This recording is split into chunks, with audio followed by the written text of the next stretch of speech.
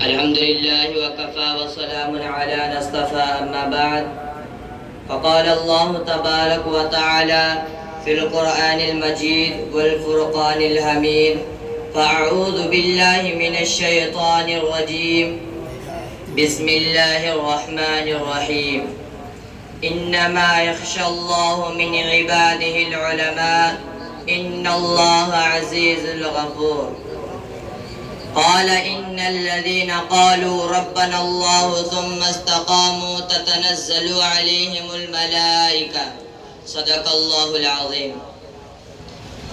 جنہیں میں ڈھونڈتا تھا آسمانوں میں زمینوں میں، جنہیں میں ڈھونڈتا تھا آسمانوں میں زمینوں میں، وہ نکلے میرے ظلمت خانہ دل کے مکینوں میں.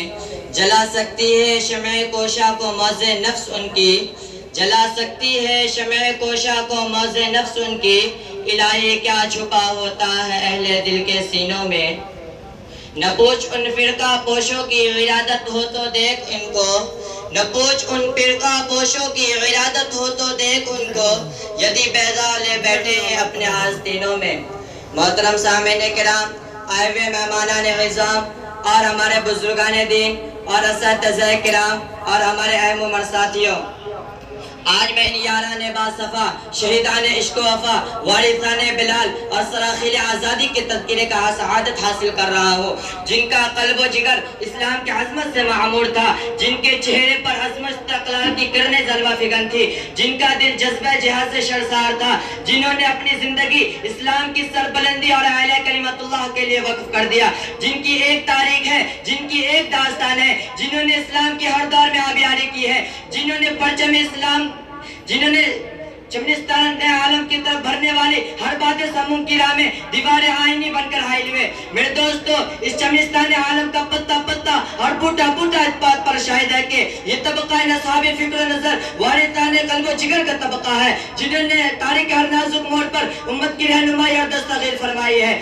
جنہوں نے تاریخ کے ہر نازک موڑ پر باطل کا مقابلہ کیا. جب بھی باطل نے حق کو چیلنج کیا تو انہوں نے اس کے چیلنج کو قبول کیا اور سر بکف میدان میں نکلے اور اپنے سر بکف میدان میں نکلے اور مسکرا کر نظر سے نظر ملائی اور بردانہ تلوار کے نیچے کا پکڑ لیا. خوشا وقت کہ میری موت تیرے کوچے میں آ جائے، خوشا وقت کہ میری موت تیرے کوچے میں آ جائے، یہی ہے زندگی کی آخری ارمان ساقی.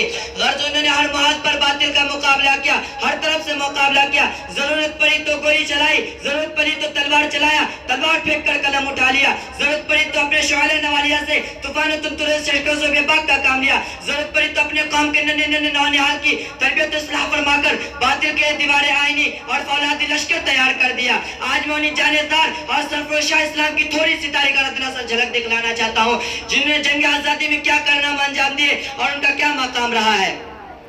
میرے دوستو، ہندوستان کے مقدس سرزمین پر جب انگریز کا ناپاک سایہ پڑا اور وہ اپنے شاطرانہ اور اعلانہ چال بازیوں سے یہاں کے مالک بن بیٹھے، باشندگان ہند پر طرح طرح کے ظلم و ستم کے پہاڑ توڑے جانے لگے، ہندوستانیوں کو غلام بنانے جانے لگا، ہندوستانیوں کا خون اس کے پسینوں سے بھی ارزانے لگا. ایسے نازک وقت نے جس شخص نے سب سے پہلے عالم بغاوت کیا وہ محدث کبیر، امام جلیل، رئیس الاولیاء، فخر چمن، محرم فن، نازش وطن، شاہ عبدالعزیز رحمت اللہ علیہ ہے. یہ وہی مرد مجاہد درویش خدا ہے جنہوں نے وقت سے پہلے نصب العین کا اعلان کر دیا تھا. جہاں تک پہنچنے کے لیے ابھی مسلمانوں کو برسا برس انتظار کرنا تھا. شاہ عبدالعزیز کا فتویٰ کیا تھا؟ گوئے کے بر کی بے ایما تھا جو دشمنوں کے نقل تمنا پر گر پڑی. انگریزوں کی نیندیں حرام ہو گئی، جگہ جگہ آزادی کے شعلے بھڑکنے لگے، جگہ جگہ پرچم آزادی لہرانے لگے، سینوں میں ولولے مچلنے لگے، حاصلوں نے انگریزیاں لینے شروع کر دی.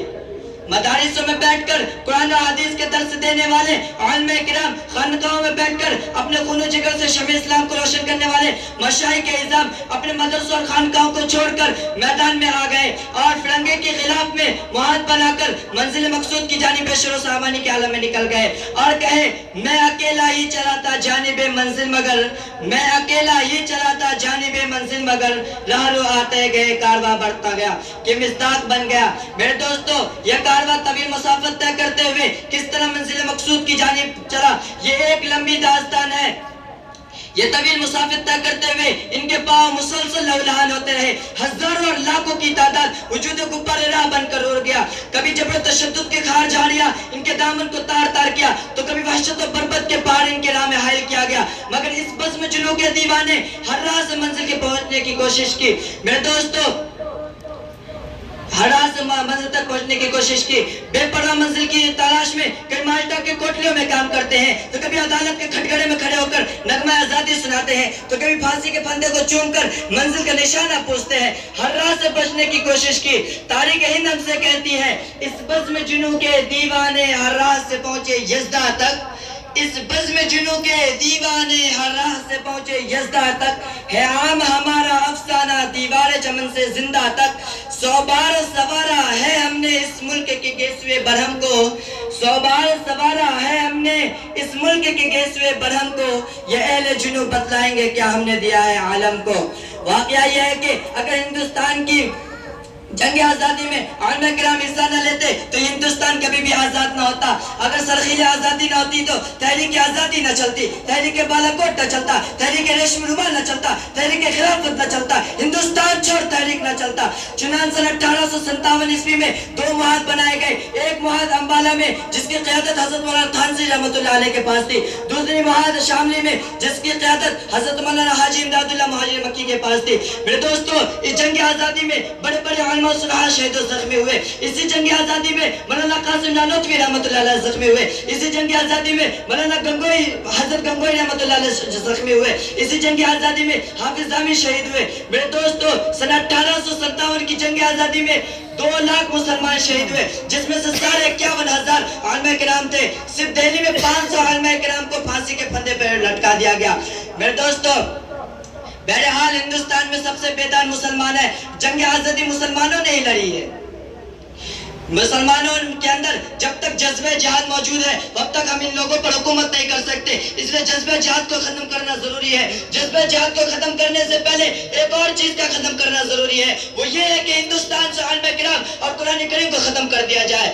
چنانچہ سن 1861 میں 3 لاکھ قرآن کریم کے نسخے کو بدبخت انگریزوں نے جلا دیا اور علماء کرام کو ختم کرنے کا فیصلہ لیا.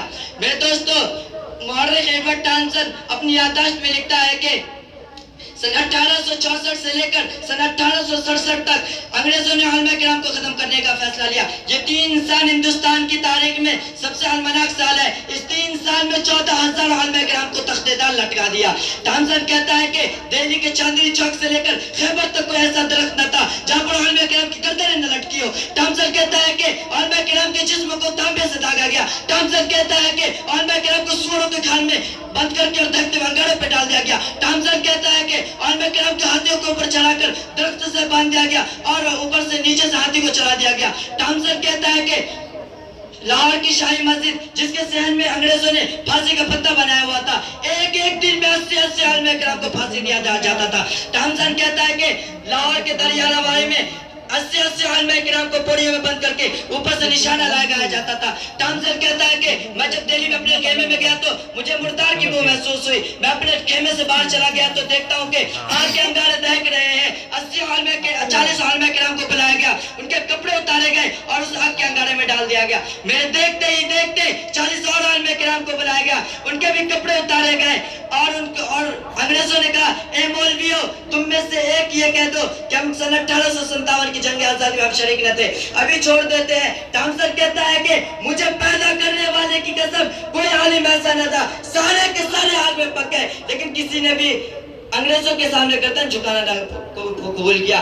میرے دوستو شیخ الہند رحمۃ اللہ علیہ کے سب سے چہیتے اور ہر دل عزیز شاگرد شیخ الاسلام حضرت مولانا حسین احمد مدنی رحمۃ اللہ علیہ خلافت کانفرنس کراچی میں ایسے وقت تشریف لے گئے جہاں پر ان کو گولی مار دینے کا حکم مل چکا تھا. لوگوں کا خیال تھا کہ احمد مدنی نہیں آئے گا, لیکن اس وقت لوگوں کی آنکھ حیرت کے مارے پھٹی کی پھٹی رہ گئی جب وہ مرد مجاہد سر پر کفن باندھے ہوئے اسٹیج پر آیا اور جلسے کی صدارت فرمائی. اسی کانفرنس میں حضرت نے انگریزوں کو بلبل اور گولیوں کو گل تسبیح کرتے ہوئے فرمایا کہ لے پھرتی ہے بلبل چوچ میں گل, لے پھرتی ہے بلبل چوچ میں گل, شہید کی ناز تربت کہاں ہے. راوی کہتا ہے کہ جب حضرت نے اشارہ پڑھا لوگ جوش میں آ کر آدھے گھنٹے تک مسلسل نعرے لگاتے فرماتے رہے اور اپنے علماء کرام کی قربانی اور اپنی ایک فتوے کی جانب اشارہ کرتے ہوئے انگریزوں کو مخالف کرتے ہوئے فرمایا کہ کھلونا سمجھ کر نہ برباد کرنا، کہ کھلونا سمجھ کر نہ برباد کرنا، ہم بھی کسی کے بنائے ہوئے ہیں۔ فرنگی کی فوج میں حرمت کے فتوے، فرنگی کی فوج میں حرمت کے فتوے سردار چڑھ کے گائے ہوئے ہیں۔ وہ شجر آزادی کے خون دے کر سینچا، وہ شجر آزادی کے خون دے کر سینچا، پھر پھل اس نے کے پکنے کو آئے ہوئے ہیں۔ لیکن کتنی بربادی تو مقدر میں آبادی کے بعد، کتنی بربادی تھی مقدر میں آبادی کے بعد، کیا بتاؤ ہم پر کیا گزری ہے آزادی کے بعد۔ آج میں انہوں چاہتا ہوں حزام پر پابندی، ہمارے اذان پر پابندی، ہمارے مساجدوں پر پابندی، ہمارے مدارس پر پابندی، ہمارے خانقاہوں پر پابندی، ہمارے تلاوتوں پہ پابندی، یہ سب چھوڑ دے نہ تو ان کو بھی یاد رکھنا پڑے گا کہ ہم بھی اسی شہران اسلام اور شرفروشاہ خیر الانام کے فرزند ہیں جنہوں نے ہندوستان کی تاریخ کو بدل ڈالا تھا۔ ایک بار پھر ہم بھی تاریخ کو بدل کر دکھلا دیں گے۔ سرفروشی کی تمنا اب ہمارے دل میں ہے، سرفروشی کی تمنا اب ہمارے دل میں ہے، دیکھنا ہے زور کتنا بازوئے قاتل میں ہے۔ اللہ تعالی ہم لوگوں کو اپنے ہندوستان کی حفاظت کرنے کی توفیق عطا فرمائے اور اتحاد و اتفاق کے ساتھ اپنے ملک کے اندر رہنے کی توفیق عطا فرمائے۔ آمین۔ وآخر دعوانا الحمدللہ رب العالمین۔